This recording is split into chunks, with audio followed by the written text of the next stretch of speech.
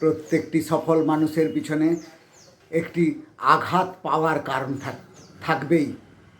সে যদি আঘাত না পেত আজকে সেই জেদ করতো না, আজকে সফল হতে পারতো না।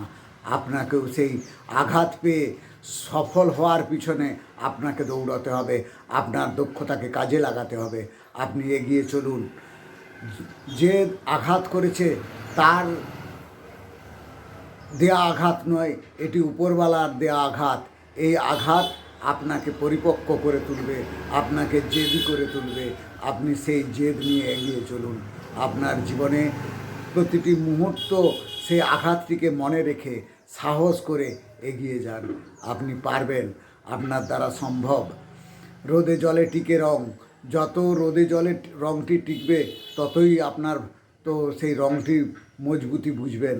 তেমন আপনি যত আঘাত পাবেন, কষ্ট পাবেন, আপনি তত মজবুত হবেন, আপনি তত একাগ্র হবেন, আপনি এগিয়ে চলবেন।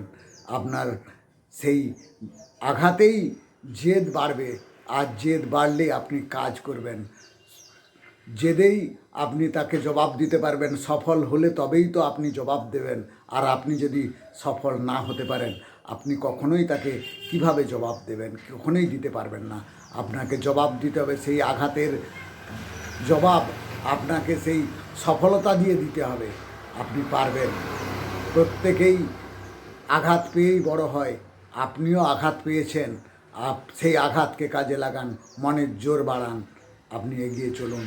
আপনার জীবনে যে আঘাত দিয়েছে সে ভগবানের মারফত দিয়েছে ঠিকই, কিন্তু আপনি এগিয়ে চলুন। আপনি ভয় পাবেন না। আপনার সাহস, আপনার দক্ষতা আপনি কাজে লাগান, এগিয়ে চলুন।